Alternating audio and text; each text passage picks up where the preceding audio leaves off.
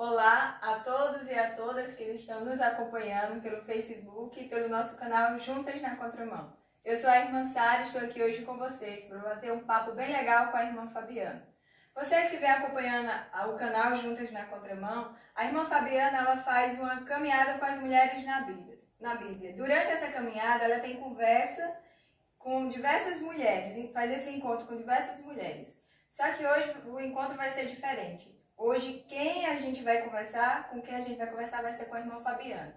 E vocês que já estão acompanhando no canal e pelo Facebook, Juntas na Contramão, e se estão gostando dos nossos vídeos, então você não esqueça de deixar o seu like, ativar o sininho, compartilhar com os amigos, com as famílias, enfim, compartilhar. E hoje também pode deixar um comentário aí embaixo para a gente interagir também. Então eu vou chamar a irmã Fabiana para a gente começar o nosso bate-papo. Irmã Fabiana?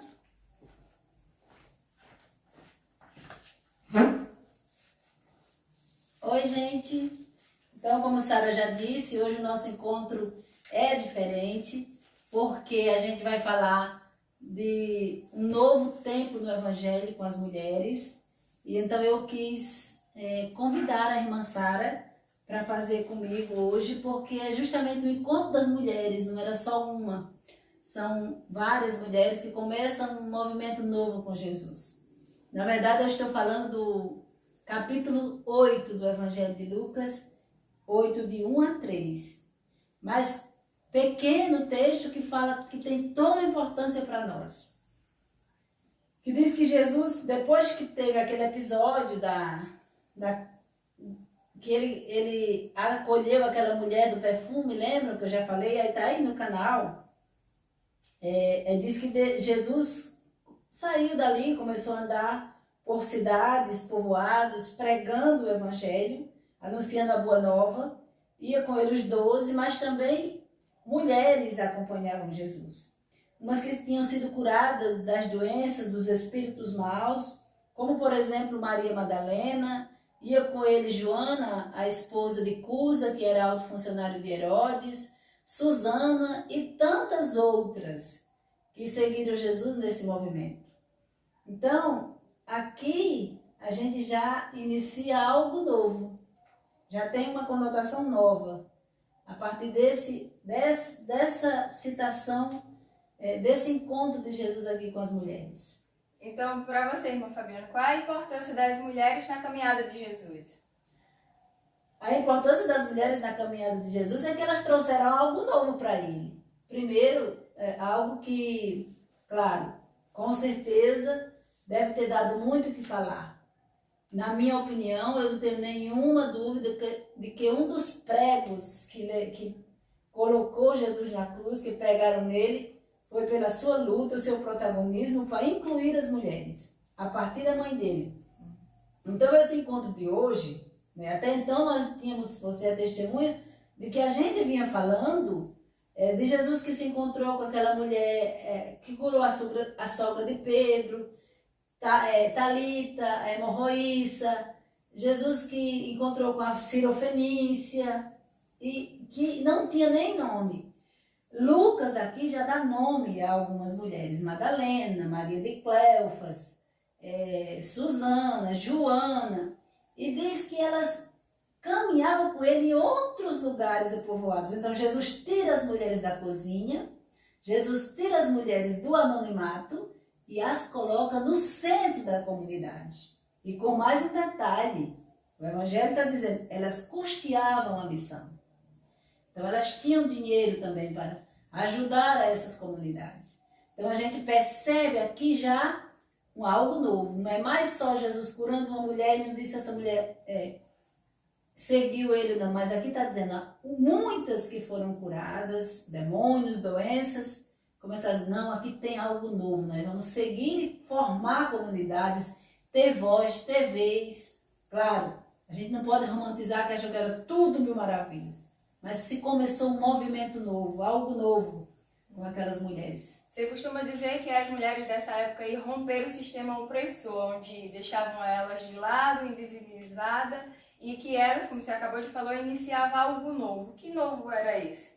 Olha, sempre que eu vou falar para as mulheres, eu tenho a preocupação muito de estudar, né? De ver, de ir aos livros, de ver pessoas que têm propriedade com o assunto. E eu gosto de escutar as mulheres, é claro, né? Irmã Mercedes, irmãs, as teólogas. E esses dias eu estava ouvindo no programa Livre da Band, Maria Clara Bigman, que é uma teóloga, professora da PUC do Rio de Janeiro, e ela disse assim que, ela citando um teólogo francês chamado Leontin, que era um padre, que Leontin falou: a revolução de Jesus com as mulheres no Evangelho é uma revolução ainda ignorada, tão grande que não se tirou todas as consequências dessa revolução nos nossos dias. Então, alguém que tira as mulheres do anonimato, que as cura, que as liberta dos estigmas, da opressão, das impurezas, dos estigmas da opressão, do que não sabiam se colocar em público, das dores do feminino, e coloca essas mulheres no meio, no centro da comunidade, também para caminhar, para dar opinião, para estar no centro da sua comunidade, sem dúvida é um movimento novo. É algo novo que surgiu ali com as mulheres. Então, é por isso que esse evangelho é tão importante para nós e que muitas vezes, muito desapercebido, quem é que vê esse evangelho como um dos que se destaca na Bíblia? Não é. Para nós mulheres, sim, mas para a igreja como um todo, não. E aqui elas têm nome. Até então elas não tinham nome, mas Jesus dá nome a essas mulheres. A gente vê quando você está falando de Jesus Nazareno, é um Jesus que dialogava com as mulheres e caminhava com as mulheres. E durante essa caminhada, por que o cristianismo não deu continuidade a esse movimento que Jesus tinha com as mulheres? A gente sabe, na verdade, que o cristianismo não deu continuidade a muita coisa, né, Sara? Porque se a gente percebe de onde surge o cristianismo com pescadores, agricultores, podemos até dizer analfabetos, mulheres que estavam ali no centro das comunidades, quando se romanizou tudo, né? Então a gente percebe que se distanciou muito da proposta original de Jesus, a meu ver, né? Esse Jesus que ele mesmo vem do nada de Nazaré, se coloca no meio dos pobres. A gente vê aí a situação da igreja sendo questionada dos seus patrimônios, e eu fico me perguntando o que é que muita gente assim entendeu desse Jesus que nasce pobre no meio dos pobres, para os pobres, e quando ele mesmo pode falar da sua missão, ele diz: o Espírito Santo está sobre mim para libertar os pobres, os oprimidos, anunciar o ano da graça. Então, não se deu continuidade à proposta inicial de Jesus, que é estar sempre no meio dos pobres. Uma igreja para os pobres, para os excluídos, e aí nós, mulheres, nos colocamos dentro disso. A tão falada Ivone Gebara, inclusive, ela fala uma coisa para nós muito interessante, que ela diz assim: a teologia da libertação foi algo muito importante na história da América Latina, mas tem uma dívida com as mulheres. Então, como tem? Né? Teve uma dívida com as mulheres. Então, nós, mulheres, infelizmente, não fomos incluídas no cristianismo como Jesus deixou para nós sermos incluídas. E é por isso que eu faço questão de dizer: a gente escuta, e realmente, quando eu estudei serviço social e fiz meu TCC sobre relações de gênero, estudando as implicações, por que hoje há ainda tanto machismo, tanta violência contra a mulher, e infelizmente, grande raiz disso tudo está nas religiões. Mas não que Jesus deixou assim, o contrário. Jesus quis tudo diferente. Então, o mentor disso não foi Jesus. Se fosse por Jesus, nós já estaríamos muito além disso tudo. Com certeza. Antes da gente continuar na próxima pergunta, a gente fala para vocês que estão nos escutando aí, se quiserem também fazer alguma pergunta, fiquem à vontade de mandar a sua pergunta, seu questionamento, alguma coisa, para interagir com a gente também. Tem gente aí conosco que a gente não avisou, né? Sim, tem pessoas nos acompanhando aqui, alguns amigos. Vamos lá, dar continuidade. Com relação à questão financeira, irmã Fabiana, Como você enxerga a participação das mulheres na comunidade, já que a gente sabe que a maioria do tempo que você teve na missão foi nas paróquias? Então, Sara, se a gente disse que já naquele tempo as mulheres já custeavam a missão, e a gente pode, na Bíblia, a gente vai vendo isso também no Evangelho, nas cartas de Paulo, nos Atos dos Apóstolos, está ali Lídia, Priscila, Febe e tantas outras que ajudavam Paulo na missão dele com o dinheiro, né? Nas comunidades não é diferente. Eu, inclusive, gosto de brincar com as mulheres que elas, por exemplo, numa quermesse, elas patrocinam a quermesse com o material, elas fazem a comida da quermesse e elas compram, são elas que compram a comida da quermesse. Então, nos tempos de hoje, não é diferente. Nas Rondônia, Minas Gerais, Pará, 2 vezes eu morei na Vila Maior-Atá e Garapé-Miri, são as mulheres. Podem olhar nas festas de padroeiro, que posso dizer sem medo de errar, que 90%, talvez 95% das pessoas que estão ali trabalhando, vendendo, cozinhando, comprando, são as mulheres. Então, na verdade, a igreja sem as mulheres, ela não seria. É isso que eu ia dizer, que a maioria das que participam da igreja são mulheres. Isso. E aí, quando se fala também do dízimo, enfim, as mulheres, na verdade, são as grandes patrocinadoras da igreja nas comunidades. Eu não tenho nenhuma dúvida de estar errada. De estar certa, na verdade. Essa pergunta que eu vou fazer para a senhora, ela já é um pouco mais, vamos dizer assim, complicada. Para você, existiu ou existe algum homem que se compara com Jesus na questão do relacionamento com as mulheres, no dialogado e reconhecimento delas? Olha, sim, claro, existe, muito raro, mas você outro dia me viu como eu chorei mesmo, né? Com a morte e a partida do tão querido Casal Gálgara. Quem quiser, inclusive, ver aí na internet, tem vídeos do Dom Pedro Casadalga sendo chamado no Vaticano II, lá no Vaticano, Vaticano II, lá no Vaticano, na sede em Roma, porque ele defendia abertamente a igualdade das mulheres nas comunidades, até mesmo a ordenação de mulheres. Casadalga foi alguém que não tinha reservas para falar disso. Ele foi um bispo feminista, né? Se é que se pode ter homem feminista, mas ele foi. E, a meu ver, muito raramente, mas tem esse. E Dom Pedro, ele inclusive falou essa frase da Ivone. Ele disse: a igreja tem uma dívida com as mulheres. E, de fato, tem mesmo uma dívida com as mulheres. Então, eu gosto de dizer que Dom Pedro Casadalga é um dos que em 1000 anos nasce uma pessoa como ele.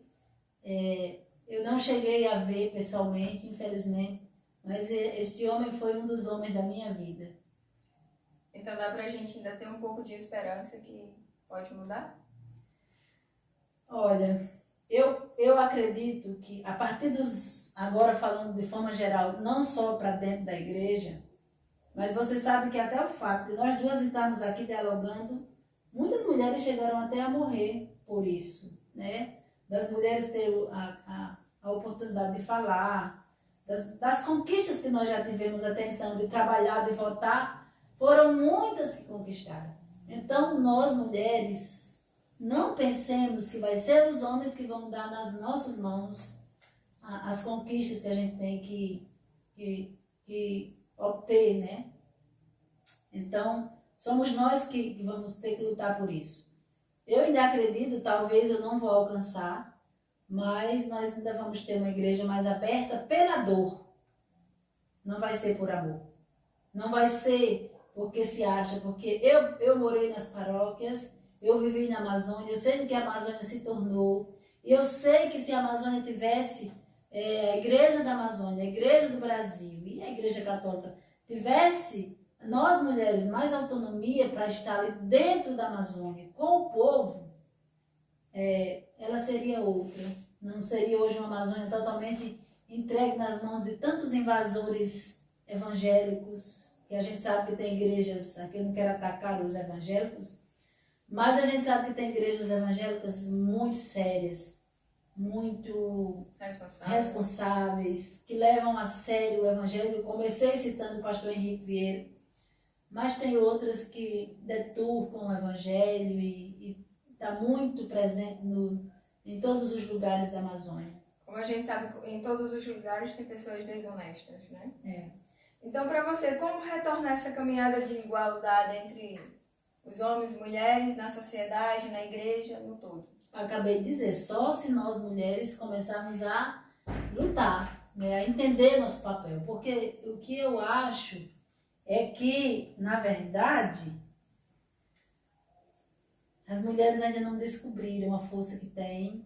Muitas se contentam em brigar, né, em disputar lugares, às vezes até no altar, quem é que leva um copo para o padre, quem é que faz isso melhor, quem é. Ao mesmo tempo que elas estão ali patrocinando, fazendo a quermesse, cozinhando, arrumando o altar, muitas estão contentes só com isso. E a gente sabe que como seria diferente se as mulheres tivessem mais opinião, mais direito de decidir, se a gente tivesse mais direito de opinar e até mesmo de lidar com as questões financeiras para ser coisas mais igualitárias, enfim. Só quando nós mulheres tomarmos consciência do nosso papel, e quando eu digo nós mulheres, eu começo pela vida consagrada. No geral, né? No geral. A gente chegou ao fim do nosso bate-papo. Para a gente encerrar, o que é que você diria para essas mulheres que estão nos escutando? Primeiro, obrigada por vocês estarem aí conosco. E depois dizer que nós temos ainda, a nossa missão é muito grande, porque quando a gente olha uma sociedade de dentro das nossas famílias para fora, e de fora para dentro delas, a gente percebe que às vezes a gente diz, eu não sou machista, eu não sou racista, eu não sou preconceituosa. E a gente sabe que tudo isso está dentro de nós. Então a gente tem que se desnudar primeiro desses males, para depois a gente ir construindo coisas que a gente não veja mais, por exemplo, mulheres morrendo, que a gente não veja mais mulheres, crianças sendo abusadas, que a gente não veja mais uma sociedade que as mulheres sejam julgadas pelo tamanho da roupa, pela cor da pele, pela opção sexual. Enfim, acho que a gente tem que entender hoje como seria se Jesus estivesse e como que a gente seguia ele e ao mesmo tempo quebrava esses tabus que as mulheres quebraram. Essas mulheres quebraram muito tabu, Sara. Elas não podiam conversar em público com o homem. E elas saíram de suas casas, diz assim, Jesus andava por cidades, ou seja, elas deixaram João Pessoa, elas deixaram Unai, elas deixaram Vila Maiauatá, elas deixaram Cajazeiras, elas deixaram Cametá, elas deixaram Rolim de Moura e seguiram Jesus. Ou seja, elas saíram fisicamente de lugares. Então, qual é o lugar que a gente está deixando ideologicamente, simbolicamente, para fazer algo novo na sociedade? Porque a gente, diante de pessoas que têm usado o nome de Deus, inclusive, está aí a situação do nosso país, pessoas que usam o nome de Deus para diminuir as mulheres, para tirar os direitos das pessoas, como os povos indígenas, os negros, os pobres. Como é que nós mulheres estamos vendo tudo isso e o que nós vamos vamos fazer para nos livrar de tais males? Então, essas mulheres aqui tiveram uma coragem de deixar suas casas, suas cidades, seus povoados, para ir atrás de alguém que as libertava. Sim, eu acho também que elas conseguiram ir ao encontro porque, primeiramente, elas escutaram o chamado. De quem? A gente tem que prestar muita atenção de quem nós estamos escutando. Quem nos chama. Porque tem vários chamados aí, vamos ver quais este chamado realmente é de Jesus. Sim, pois é. Então, onde é que a vida está clamando hoje? São os chamados. Né? Quais são os chamados de hoje? Quem são? E esse Jesus é mesmo Jesus de Nazaré? Ou é o Jesus que a gente inventou e que continua estagnado? Que a sociedade inventou? Isso. Então, acho que é isso, Sara. Então, a partir daqui, não é mais Jesus e uma mulher somente. É um movimento. Elas se juntam, se unem, se entrelaçam para enfrentar aquela sociedade preconceituosa, machista, para dizer não, nós também fazemos parte das comunidades. Inclusive com o dinheiro. Mas para financiar algo novo. Não é só para bancar privilégio de A, de B, não. Era para que a missão acontecesse. Então eu chamo a atenção das mulheres, sobretudo das mulheres das paróquias, enfim, as que estão nos escutando, as jovens, das pastorais da juventude e as mulheres das comunidades. É preciso que a gente tenha a mobilidade das mulheres do Evangelho para romper as barreiras, seguindo Jesus que nos liberta de tantos preconceitos que hoje ainda se impõem sobre nós. Então, grata, e convidamos vocês para se juntar ao nosso canal Juntas na Contramão e fazer essa caminhada bonita com as mulheres na Bíblia, e até o próximo final de semana. Até a próxima semana e obrigada por nos acompanhar.